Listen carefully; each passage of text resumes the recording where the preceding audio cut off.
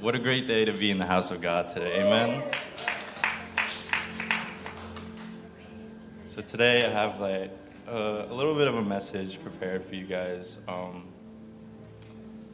I was preparing this message, it was actually a little bit difficult for me to prepare, and I contemplated a lot about whether I should share it or not, or like how I should share it. But it felt so heavy in my heart to share this with you guys, just because when I was going through the experience of, preparing this, and even before that, it gave me such like a heavy heart, and it gave me like feelings that I've never received reading the Bible. It's kind of like it made me feel a little bit unusual. Like, when you read the Bible, you look for answers. It's the Word of God, and something that I've been thinking about is that, our thoughts are always changing. So it's so hard to like trust ourselves, You can't really trust something that's like always changing. That's like, it's not, credible. Like, one day if we're thinking one thing, we could think the next day. And if somebody comes up to you and they're like, hey, like, I like to go eat KFC, for example, whatever, right? And then the next day they tell you that, no, actually, I like to go eat Popeyes, right? And they're interchanging every day. You're not going to trust them in like what they're saying because they're always changing. But, the Word of God, I was reading a podcast, and something that actually spoke to me, and it's such a simple idea, but it spoke to me so much, is that, words in this book, they never change, you know what I mean? And even in a book in general, like, they never change. So if God is saying that this is the Word of God, this is, revelation from God himself, like, then we should trust it because it never changes. And ourselves, our thoughts always changing, our hearts always changing. Jesus says that, like, our heart is the most deceitful, right? So, before that, let's kind of get into the Word. Or I kind of want to start off with, like, a testimony a little bit. It's kind of a testimony because the reason I feel like it's kind of a testimony is because I feel like I'm still living in the middle of it. Like, when a lot of people share their testimony, there's kind of like a happy ending, and they're like, here's the problem, here's how I fixed it, and here's the happy ending. I feel like I'm still like in the middle of it, so in the process of it happening. So, yeah. Welcome home. This is your home, guys. I pray that this feels like home to everybody, and everybody can always come here, and feel welcome. But anyway. So part of my testimony, so you guys ever like have those moments in your life where you're like feeling like motivation, like all of a sudden you're like, oh, I'm so motivated to do something, like, and it's like such a short period of time. You're like, I'm so motivated, I'm gonna do this, I'm gonna clean my house, I'm gonna wash all the dishes, I'm gonna get my homework done in this amount of time, and this, and this, and the next day you're like, I don't feel like doing anything, right? So for me, like, I had motivation to be like,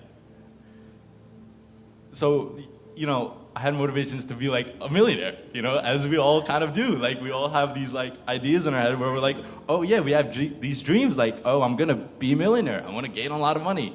So I was having this like moment in my life where I was like, okay, like, I'm gonna like get a lot of money in like a year or 2 years. Like, I'm just gonna do it. Like, I'm just gonna lock in, right? So what did I do? Like, I started watching YouTube videos. Like, I was like, because that's how we learn nowadays, right? We watch YouTube videos. So I'm looking up how to be a millionaire, right? And I'm watching all these videos. I'm like, search for this one, I'm watching this one, watching this one, watching this one.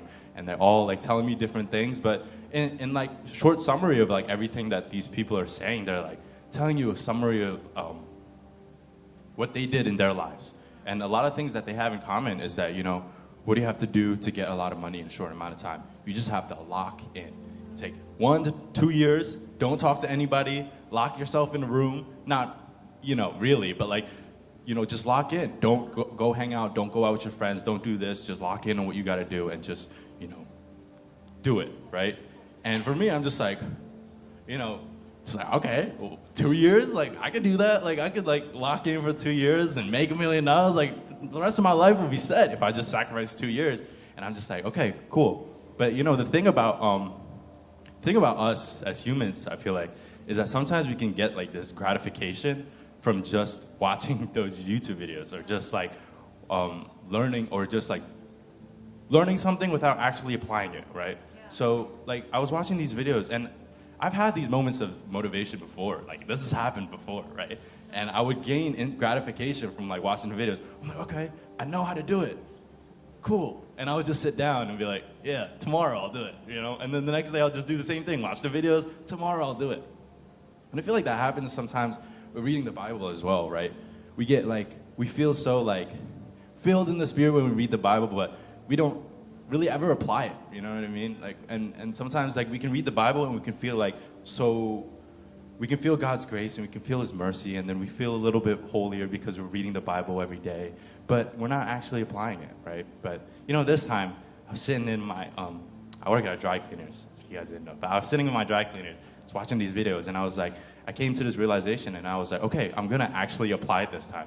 So I sat down, and you know what I graduated college for, if you didn't know, I did fashion design in college. So that's kind of my road of like my career that I want to go down, right? So I'm sitting here and I'm like, okay, I'm just gonna design, right? So I tried to get to work and I'm trying to design, and I come to this roadblock. I'm like, I don't know what I'm designing here, and I'm like really stuck, like I'm super stuck. And I keep trying, and I'm like, I can't get anything to, you know, my creative juices flowing, as you would say. I can't get anything to move. So I pray about it, and I sit down and I'm like, God, like, please help me, like, come up with a cool design so I can gain $1 million in 1 to 2 years. I'm like, please, Lord. And I'm really like, you know what I mean? And it's in my head, it was more complex than that, but that's the gist of it, right? I'm sitting down and I'm like, God, please help me design something that can make me a bunch of money in a short amount of time. I'm like, Lord, please, like, this is what I need to do, right? And I thought, you know, I was doing something good. I was like, okay, like, I'm praying to God about it. You know, this is what I'm supposed to do. I'm supposed to go to God when I'm in need, right? I'm supposed to go to God for inspiration because He's like the ultimate designer, and I want to be like another designer as well. So I'm like, okay, like, I'm praying, and, you know, I fell into this, like, deep prayer, if anything, like, and I was really, like, desperate, because, you know, I feel like as immigrant children, as we all are, you know, we have, like, big dreams. We have these big dreams of, you know, wanting to make a lot of money, wanting to provide for our parents, wanting to get them a big house, and, like, make sure all our debt is clear, and, you know, we just have, like, dreams of becoming successful, right? And that's something that I feel like we all share. And, you know, so I was really desperate in this moment. And when I was praying, I felt something in my heart to open like the book of Ecclesiastes. And I felt it strongly. And I was like, okay, like, book of Ecclesiastes, the answers in the Bible. Like, if all the answers are in the Bible, then this has got to be the answer to how I make $1 million. So I opened the book of Ecclesiastes to come to be like super shocked and surprised, because if you guys ever read the book of Ecclesiastes, the tone of it is super like despairing. It's super like hopeless. You know what I mean? So that's kind of what I want to get into today. Is the book of Ecclesiastes, and you know, this is the journey that I feel like God's been kind of taking me through to kind of change my perspective in this. You know, and I hope it changes your perspective as well. And you know, it makes you kind of dig a little deeper inside of yourselves, because it made me dig a little deeper and made me rethink like my goals and aspirations and like how I'm gonna get there and what I really want to do with my life here on earth. So I feel like the book of Ecclesiastes is a very unique book apart from the rest of the Bible. I feel like it's a fundamental foundation of our perspective of this life on this side of eternity, right?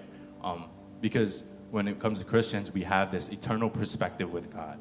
And the book of Ecclesiastes is not that. It's life on earth without an eternal perspective. It's life on earth without the perspective of knowing that you're going to be with God one day, right? And so just a little bit of backstory of the book of Ecclesiastes. When I was researching, it's written by Koheleth, which is a Hebrew definition that roughly translates to teacher and preacher, and it says the son of David. We can kind of speculate that it's like Solomon, King Solomon, who wrote the book of Ecclesiastes, but it's not really specified in the Bible, so I don't want to be like, yes, like King Solomon actually wrote it. But we can kind of assume, because in my opinion, I don't feel like anybody else is credible in the Bible to give this kind of wisdom besides Solomon. So oftentimes Ecclesiastes is referred to the book of, or the book of foolishness, right? And it's kind of interesting because it's part of the wisdom literature in the Old Testament. You know, there's a certain amount of books, I think in the third half of the Old Testament, that's called the wisdom literature that Solomon kind of provides for us.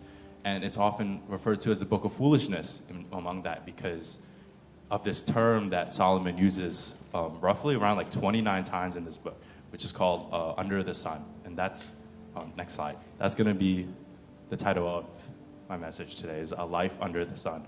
And a life under the sun, when Solomon is referring to this, he's kind of talking about, like I said, a life without the eternal perspective of God.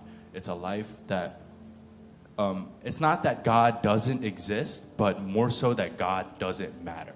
And Solomon goes on this journey when he's kind of going on this experiment in life, because he has everything, right? He has abundant wealth, he has abundant status, everything he wants, he has it. And he goes on this kind of journey to see what's the purpose of this life on earth here, right? Without God. He's like, I have everything that I need, or I have everything that I can use to see if there's a purpose in this life without God.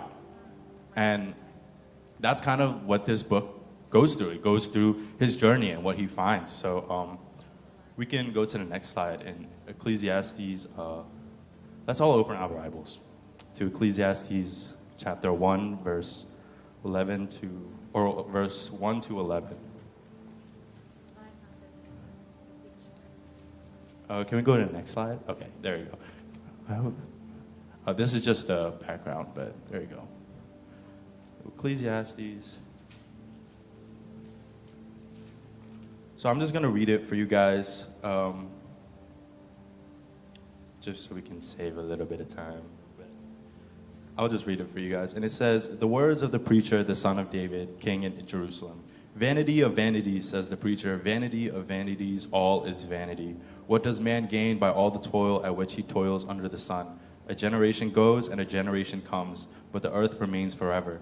The sun rises and the sun goes down and hastens to the place where it rises. The wind blows to the south and goes around to the north. Around and around goes the wind. And on its circuit the wind returns. All streams run to the sea.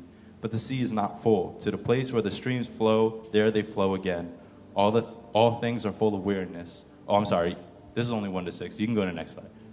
At 7 to 11. Okay. So I'll go from 7. "All streams run to the sea, but the sea is not full. To the place where the streams flow, there they flow again.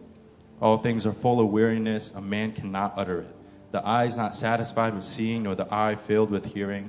What has been is what will be, and what has been done is what will be done. And there is nothing new under the sun. Is there a thing of which it is said, 'See, this is new'? It has been already in the ages before us. There is no remembrance of former things, nor will there be any remembrance of later things, yet to be among those who come after." So we can kind of tell by just like the tone of this, just like the first couple of verses of this book, that it's really like, there's like a tone of like hopelessness and despair. And that's kind of like, when Solomon was writing this book, you know, most experiments, you kind of go through the process, right? You're like, oh, this is where I started, this is the experiment I conducted, and this is the conclusion I found. But here Solomon is coming to us first with the conclusion. He's saying, vanity of all vanities, says the preacher, vanity of all vanities, all is vanity. And what vanity means is just like nothing, like meaninglessness, like it doesn't matter. None of it matters. That's what he's saying, right? And he starts it off by saying this. And you'll see this kind of similar theme throughout the book, and it kind of is hopeless and despair. When I was reading it, and when God told me to read it, and I was sitting down reading this, I was like really struck hard. I was really struck deep, because I was like, this is what you're trying to tell me after I'm praying to get $1 million, is that none of it matters? Like, this is it? Like, this is crazy. And the reason I felt so like depressed in a way is because I truly felt like God put this in my heart to read. And I was like, this is what you're trying to tell me, is that nothing matters? Because like off first glance, this is the tone, right? It's hopelessness and despair. Nothing matters on this earth. Everything is vanity. It doesn't mean anything. Everything is meaningless. So yeah, I was kind of going on this journey of trying to figure it out. Sitting in the car of my gym, I was like, or of the gym, at Fusion, not my gym. But I went to the gym and I was just like, I couldn't even finish the workout. I was like, this is like so depressing, like, cause I kept thinking about it and I was just like, I can't even be here. Like, this doesn't matter. What's the gym? Like, the gym doesn't matter. Like, what am I here for? Like, these are the thoughts that are kind of going through my head, and I'm just like, oh, like, whatever, I'm leaving the gym. So it's only been like 30 minutes. I left the gym, I went to my car, and I was like, you know what, I'm just gonna finish the rest of the book. Maybe there's a happy ending. Hopefully there's a happy ending at the end, right? Hopefully God's like, you know, don't worry, like there's something at the end that'll give you hope, and there is, but, you know, I had to go through it. But, you know, so I went in my car and I was going through it, and I was just like, really in this perspective of like, why is this book even in the Bible? Like, that was a question I had. Like, why is this even, like, what kind of book is this if it's giving me hopelessness, if it's making me feel this way? Like, you know, the Bible's supposed to be uplifting and stuff like that. But, you know, that's at least what I thought. Solomon is the man who's kind of credible. He's credible to go on this experiment, to embark on this journey of trying to find out if there's purpose on this side of eternity. He had wealth, he had riches, he had everything you could possibly imagine. If you could go to the next slide, in chapter 2, I kind of just want to focus on chapter 1, but in chapter 2, he says, chapter 2, verse 10 to 11, he says, for my heart found pleasure in all my toil, and this was my reward for all my toil. And I thought this was a profound kind of moment in Solomon's life, because what he's saying is that he didn't hold back from anything that he wanted. And it says it here in chapter 2, he didn't hold back from anything. Anything he desired, anything he wanted, he went and got it, because he had the means to. So he didn't hold back. He got everything he wanted. He got everything he desired. And he said that my heart found pleasure in all my toil, and this was my reward. So the only reward for getting everything that he worked for, everything that he wanted, was simply just the pleasure in his heart to say, good job. You know what I mean? Yeah. That was simply it. Like, that's all he got from it. The reward, and that was the only reward he got. And we know as humans that, like, and Solomon understood this clearly, is that pleasure is temporary. Pleasure is extremely temporary. You know, one day we could feel so uplifted by something that we've accomplished, and the next day just, right? Like, it's whatever now. And then as time goes by, it starts to become kind of, that feeling kind of fades. Pleasure kind of fades, and it always will. And that's something that is true to us, right? And we know that. Happiness as well, because happiness and pleasure kind of go hand in hand. But isn't this what we do as humans, is like, we work and we work and we work, and in order to get to be happy, and we work 50 hours a week, 60 hours a week, just to gain a life where we can just be surrounded by things that are pleasurable to us. Like, isn't that what we do? Like, that's what I wanted at this time. That's what I was searching for, at least. Like, you know, I was ready to put down I was ready to lock in. I was ready to work, and just like work, just so that I could gain a lot of money, just so that I can be surrounded in things that are simply pleasurable to me, right? And you know what this is called, like, in kind of the most simplest terms? It's called hedonism. And hedonism is kind of like the belief that pleasure or the absence of pain is the most important principle in determining morality. And unfortunately, you know, here in the United States, like, that's very prevalent. Like, you know, or in this world at least, you know, they're telling you, like, do what makes you happy, do what makes you feel good, and just work for it. Work so that you can always have enough pleasurable things around you to always make you feel good. But, you know, we know that that's not going to fulfill us. We know that that's not going to fill our souls, right? And we as Christians, we know this because our life is more than pleasure, right?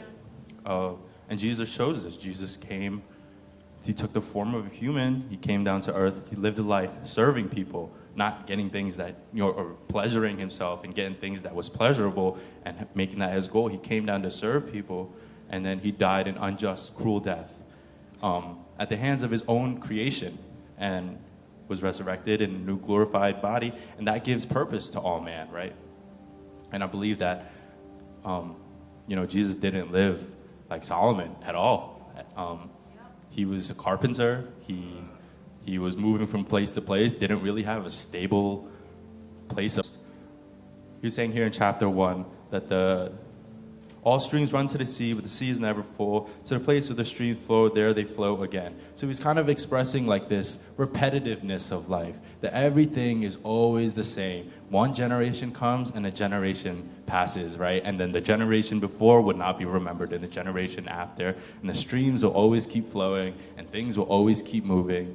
And, nothing ever really changes. And that's what he's saying, right? But I think that in our modern age, we are so, numb to this. We're so numb to the meaninglessness of this life. And I feel like a lot of it is due to the advancements of society, mainly through technology, because I believe that it's a way that it can kind of divert our minds away from this realization. And I think that technology gives the illusion of newness. I think it gives the illusion that things aren't always the same. Things hasn't been the same from thousands of years ago till now. The streams are still flowing, the mountains are still there, the air is still moving, right? And things are always the same, but the new technology, it gives us this illusion that hey, things are changing, things are different. You're living in a better time. And I don't think technology is bad at all. I think that I think it's a great thing for our society to be able to do this. We can, reach people across the world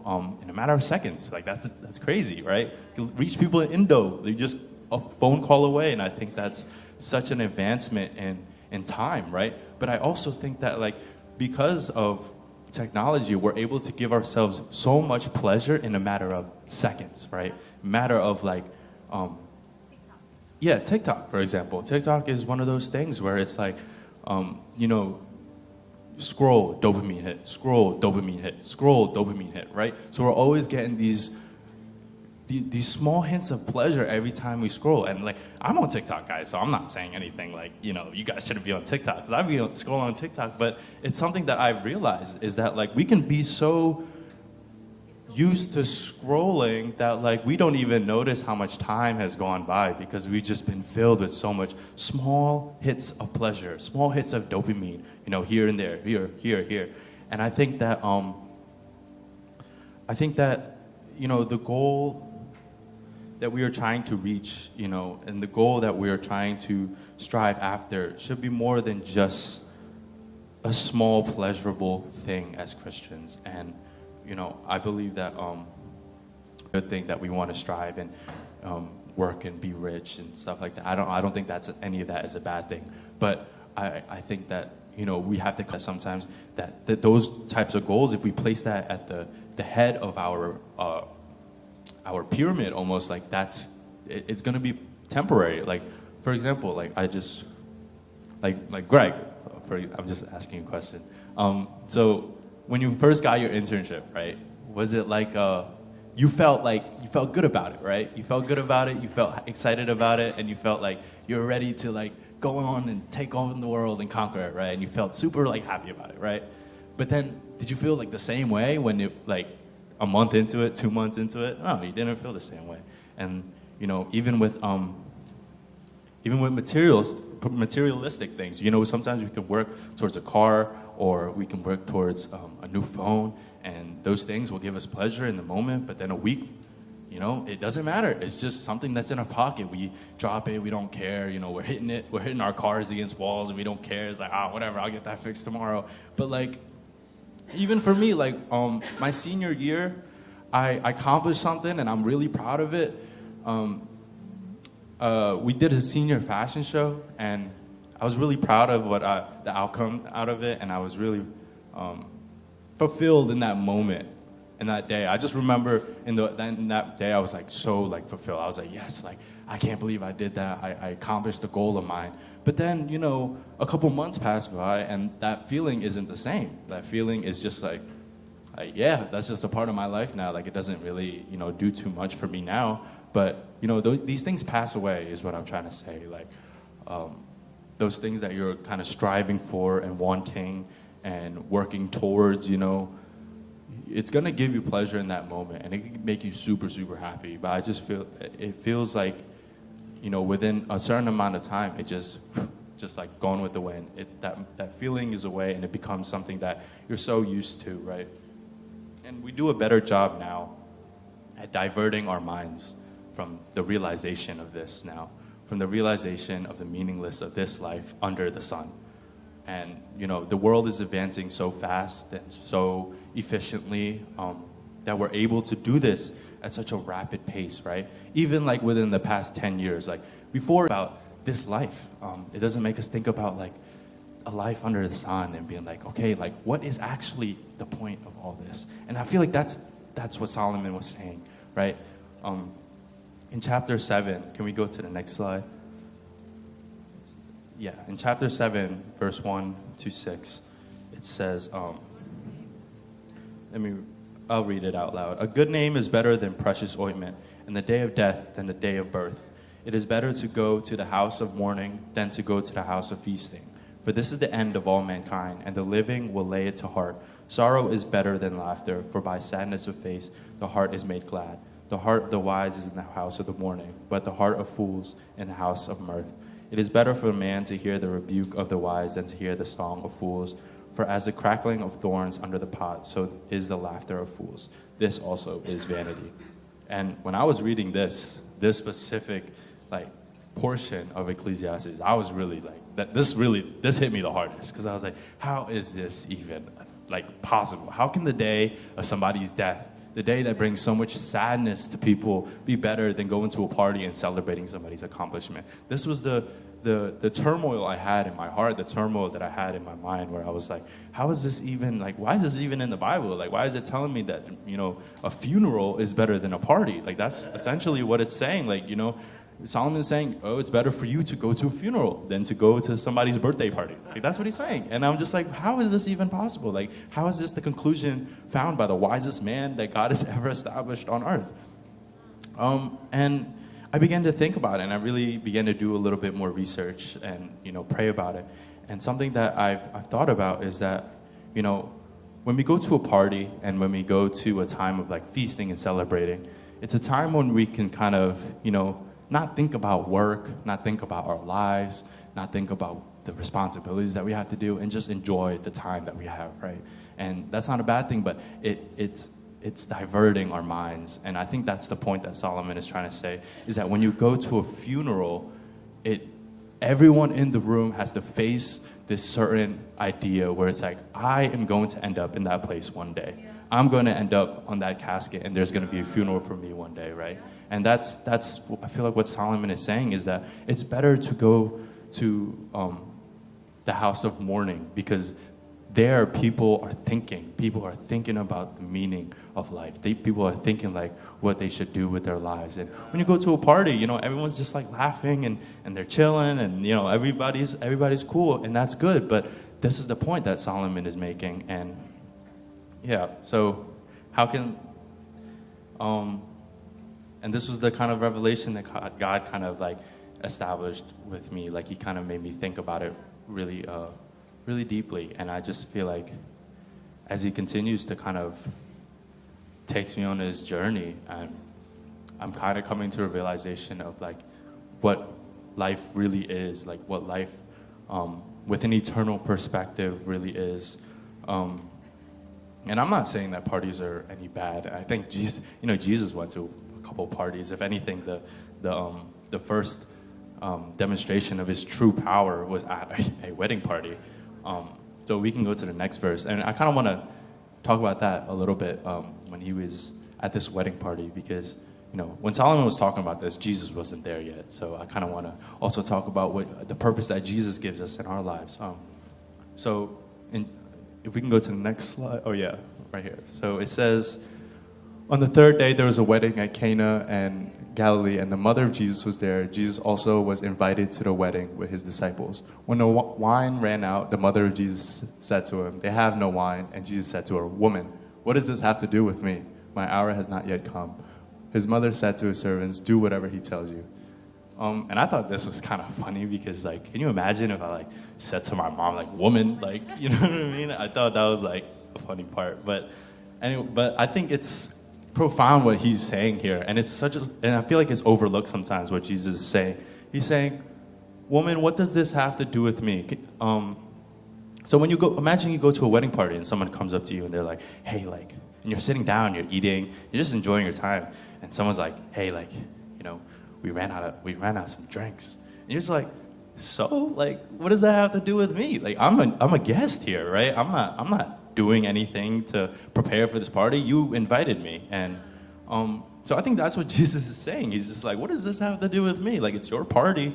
And then he says, my hour has not yet come. And that is, I feel like that's something that's looked over sometimes, because it's like, that tells us that there's a certain schedule under heaven. There's a certain schedule of what should happen and what shouldn't happen yet, and when someone should receive something and when someone should do something.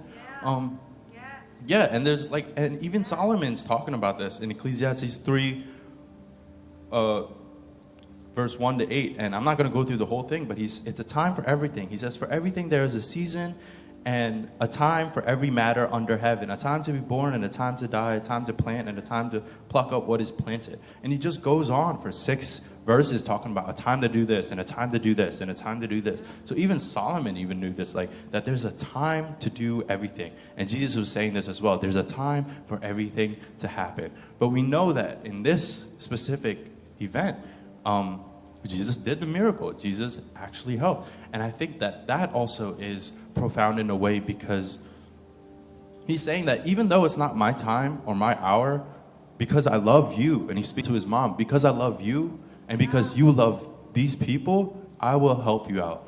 So he's saying that I will intervene because you interceded almost. You know what I mean? And I feel like that just shows the power of intercession. It shows the power of us praying for our friends who are non-believers, right? Because they don't know. They live a life under the sun. They don't have that eternal perspective at hand. They don't have the eternal perspective in their minds. And I think that, like, that's important in this aspect.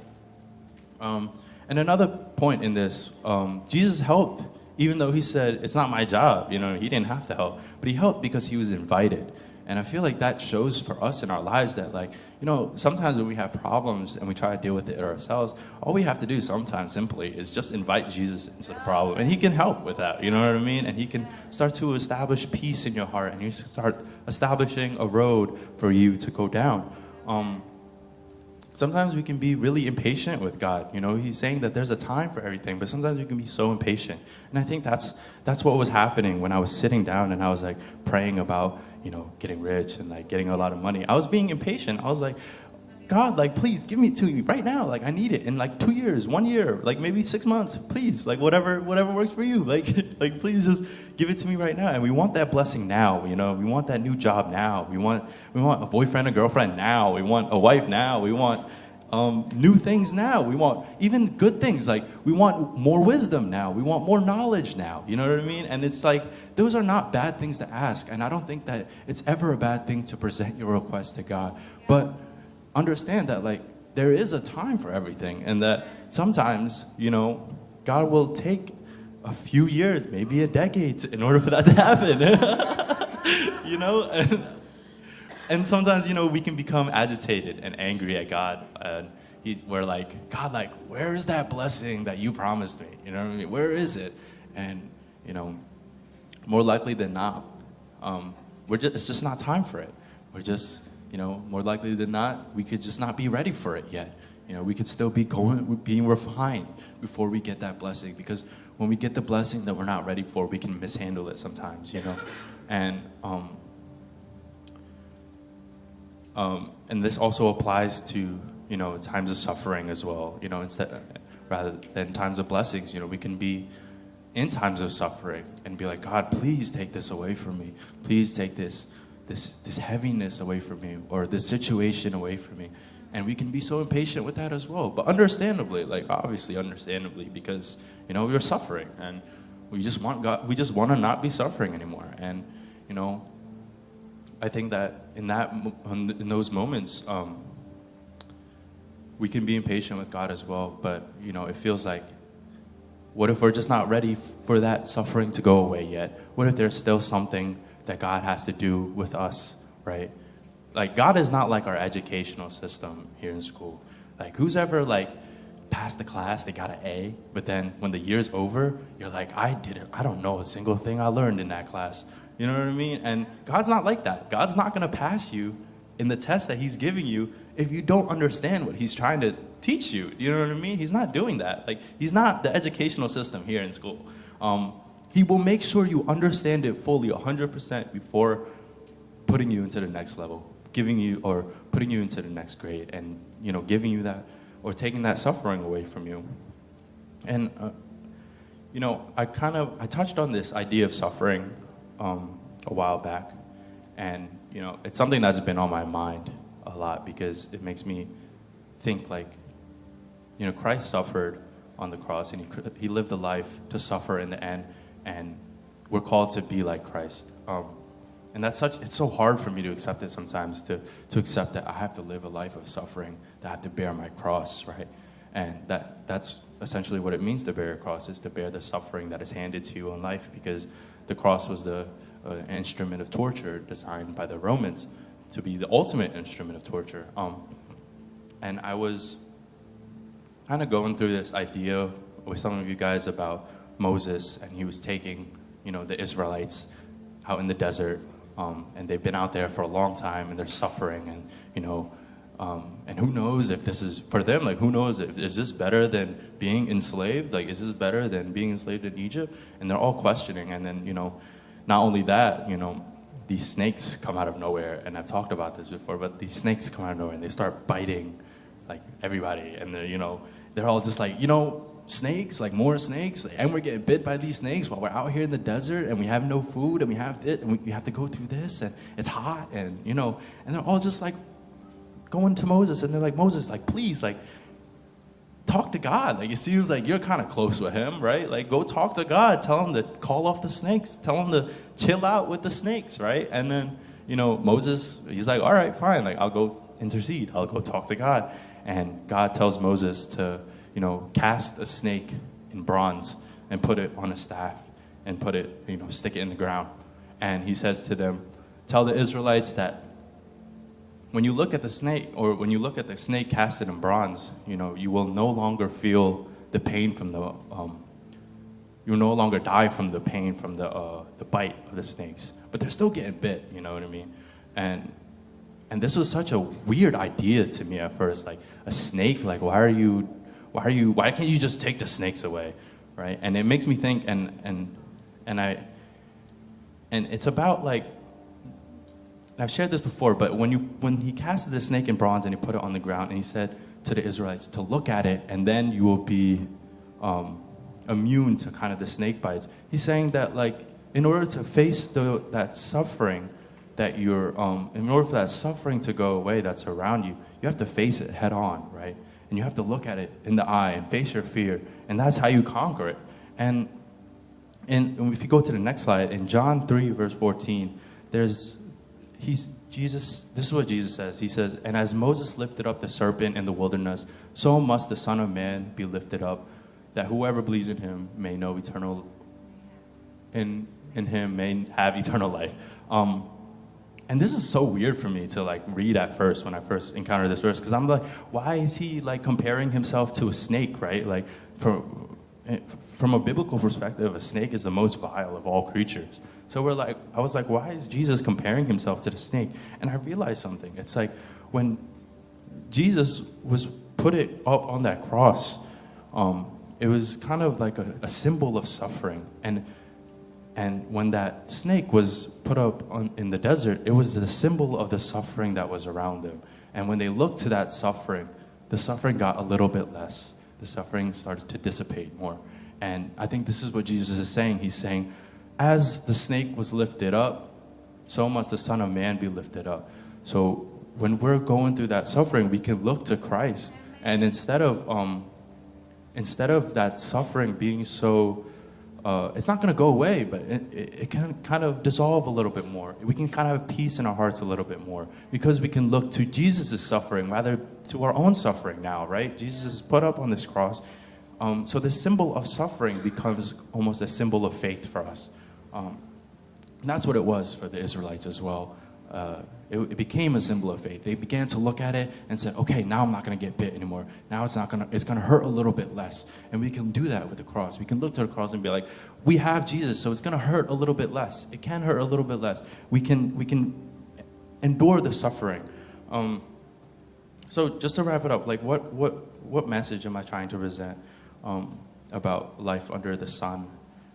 Is that, Ecclesiastes, reading it, in a short summary, it's 11 and a half chapters of just straight hopelessness and despair.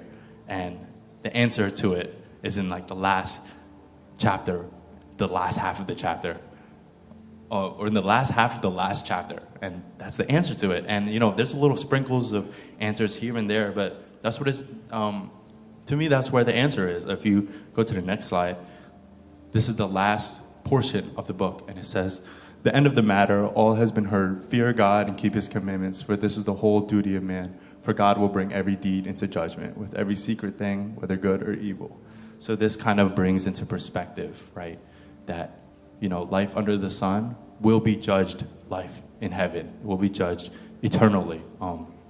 So what we do here does matter. What we do here on earth does matter. And what we accomplish with our lives, it does matter. Because God will judge it in the end. And I think that God is so gracious in his design of humanity that every human is created with this God-shaped hole in our hearts, right? We all long for something. We all long for fulfillment, and we try to fill this hole with riches and wealth and status and power and, all these different things, but it just can't fill that hole enough. And I think that, that's why, you have rich people living your dream, living my dream, that still commit suicide, that are still depressed, that are still, doing all these drugs and trying to fill that hole, even though they're living the life that we want to live, right? It just shows you that it's not what it is all cracked up to be. And I think that, we pray so often, and this is kind of the ending of it, but we pray so often for riches and wealth. Not that we shouldn't. We should always present to God what we want. But we pray so often for these riches and wealth and to be blessed abundantly. And we kind of are short-sighted of what the meaning really is, And I think that in the Lord's Prayer, when Jesus is praying to the Father, and he's kind of showing us how to pray, he's saying, "Our Father who art in heaven, hallowed be thy name." So first he's honoring God. He's saying our Father. So it's not only God, Jesus' Father, it's everyone's Father. He's saying, "Our Father who art in heaven, hallowed be thy name. Thy kingdom come, thy will be done." He's praying, let your will be done on this earth. On earth as it is, or "Our Father who art in heaven, hallowed be thy name. Thy kingdom come, thy will be done on earth as it is in heaven." With that eternal perspective. Give us this day our daily bread. And that's so important right there. Give us this day our daily bread. He's not praying like, give me enough bread to last me for generations. And he's not saying that. He's saying, give me enough for today. Give me enough to fulfill me and sustain me for today, right? And that's all he needed. That's all Jesus needed. And he teaches us to pray this as well, to pray for that daily bread. So I encourage you guys to kind of like look a little deeper, to think a little bit more about our goals and our aspirations and our dream for a little bit. Having that internal perspective, asking for just enough for today, that can satisfy you, that can give you joy. And the joy of the Lord is everlasting. It's fulfillment.